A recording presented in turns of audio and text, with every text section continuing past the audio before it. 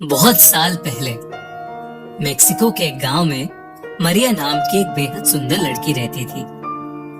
वो एक गरीब फैमिली से थी, पर उसकी खूबसूरती की चर्चा पूरे गांव में होती थी। एक बार एक बहुत रईस आदमी उस गांव से गुजर रहा था और उसकी निगाह मरिया पर पड़ी। वो मरिया को देखते ही उसके प्यार में पड़ गया और उसने मरिया से शादी करने के लिए मन बना लिया।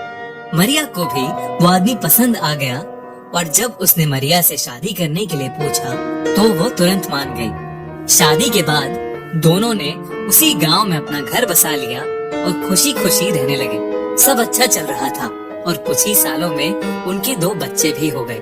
उस रईस आदमी को अक्सर काम के चलते घर से दूर जाना रहता था और इसी वजह से वो हर रोज घर नहीं आ पाता था। वक्त बीता और धीरे धीरे उस आदमी ने घर आना बंद कर दिया। काफी दिनों तक जब वो घर नहीं आया तब मरिया ने रो रो के अपनी हालत बहुत खराब कर ली। ऐसा लगता था कि उसके चेहरे पर वो आंसुओं के निशान गड़ गए हों और उसकी सारी खूबसूरती ढल गई हो। कुछ महीनों बाद मरिया को खबर मिली कि उसके पति ने किसी जवान लड़की से दूसरी शादी कर ली। ये खबर सुनकर मरिया ने गुस्से में पागल होकर अपने दोनों बच्चों को नदी के पास ले जाकर जबरदस्ती पानी में डुबा दिया। जब उसे अपने डूबते बच्चों की चीख सुनाई दी तब उसे होश आया कि उसने ये क्या कर दिया, लेकिन तब तक उसके दोनों बच्चे नदी में बह चुके थे। इस बात के गम में मरिया ने भी कुछ दिनों बाद ही उस नदी में कूदकर अपनी जान दे दी।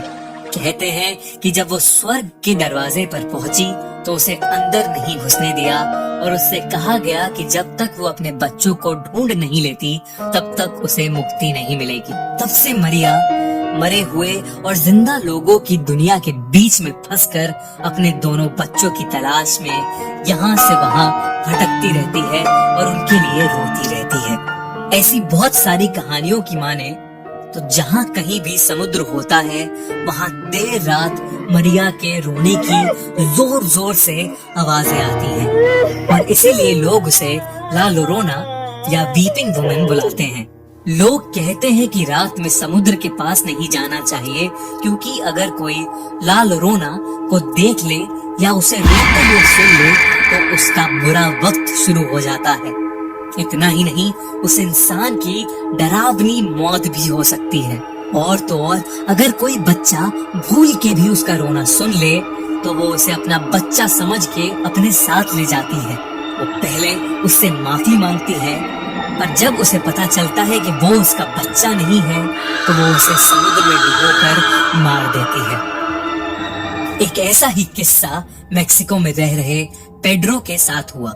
एक बार वो और उसका छोटा भाई देर रात तक फुटबॉल खेल रहे थे और उनकी बॉल घर के पास वाली नदी में चली गई। वो दोनों बॉल लेने के लिए नदी के पास गए, तभी अचानक उन्हें किसी औरत के रोने की आवाज आने लगी।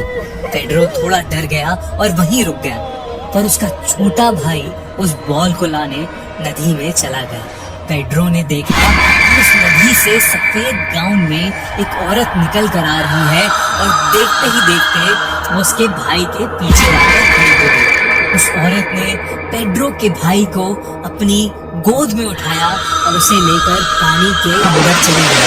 पेड्रो ने घबराकर अपने भाई का नाम चिल्लाया पर वहाँ कोई नहीं आया। तभी अचानक वो औरत पेड्रो के सामने आई और उसे पानी की तरफ तेजी से खींचा। वो घसीटता हुआ नदी के पास जा रहा था, लेकिन किसी तरह उसने उस औरत के हाथ पर जोर से एक पत्थर मारा और वहाँ से भाग निकला।